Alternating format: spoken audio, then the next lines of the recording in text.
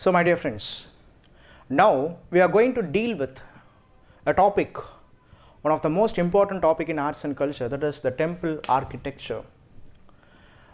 You would have frequently visited temples and you would have noticed it, the art marvel or architectural marvel. But generally the temple architecture, predominantly it was divided into three. That is, the North Indian type of temple architecture was called Nahera. The Deccan temple architecture was called Veshera. It is also called as Chalukyan method or Deccan method or Andhra method. And the further south it is called the Dravidian temple architecture. So now we are going to deep into the Dravidian temple architecture. It's just how we are just going to see how it is. So Dravidian, we know the term Dravidian itself has come from the word Dakshin. Dakshin has come into Dravidian. Dakshin means south. The Dravidian temple architecture has got three important phases. The Dravidian temple architecture, it corresponds to the first phases corresponds to Pallavas period, and the next phase is it was the Cholas period. During the Cholas period, the Dravidian architecture reached its apex. And finally, the third stage is it was the Vijayanagaram, and it's the Nayakar time period.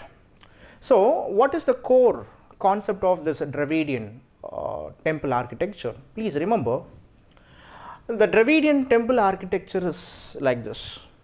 Here I have given the top view and also the front view of these images.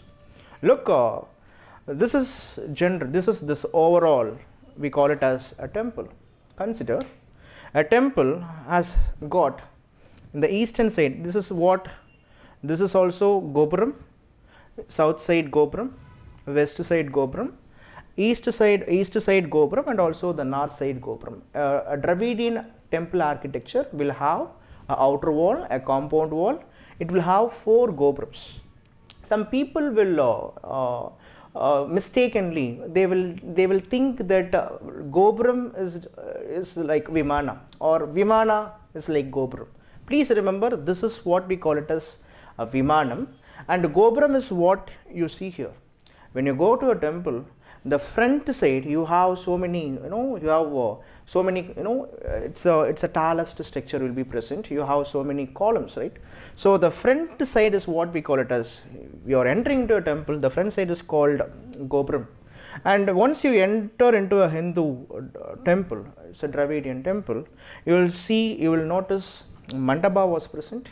And generally most of the Dravidian architecture, the tank will be present, and Nandavana, the so-called parks will be present, and backside the cars will be present, especially the deities cars will be present.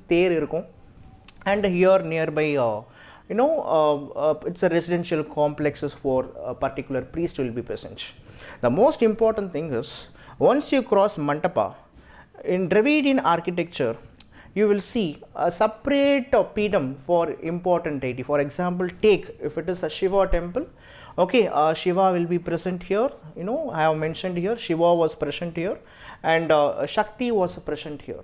Okay, so if you look at please remember. So once you enter into the sanctum is what we call it as Garbhagraha. Garbhagraha is the place where the particular deity resides. Once you enter into the sanctum, on the top of the sanctum there will be a curvilinear type or pyramid type structures will be present. That curvilinear or pyramid type structures, what we call it as Vimana. So Vimanam is differ with Gopuram.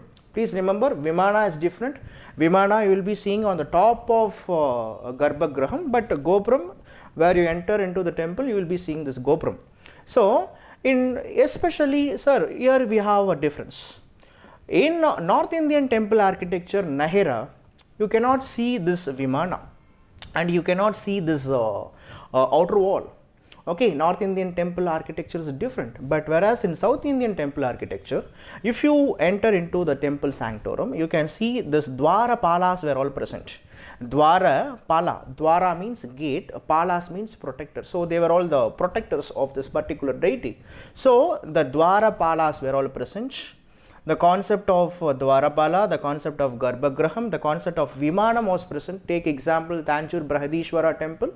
Okay, Tanjore Brihadishwara temple, when compared to the Gopuram, the Vimanam was so tall actually. On the top of the Vimana you can see you can see it's some 80 to 90 tons of a single stone was mounted there. It is what we call it as Shikara. Okay, in North Indian temple architecture, this Vimanam was called Shikara, whereas the South Indian temple architecture, on the top of the Vimana there was a single stone mounted, and this mounted stone was called Shikara. On top of the Shikara you will be seeing a Kalasham. Okay, so what is this? This is what we call it as a typical Dravidian architecture. But if you can identify on seeing itself. For example, if you are going to any Shiva temples in South India, on the top of the walls you can see the images of Nandis were all present. Okay, if you are going to a Vishnu temple, you can see the chakra was present there at the top of the compound walls.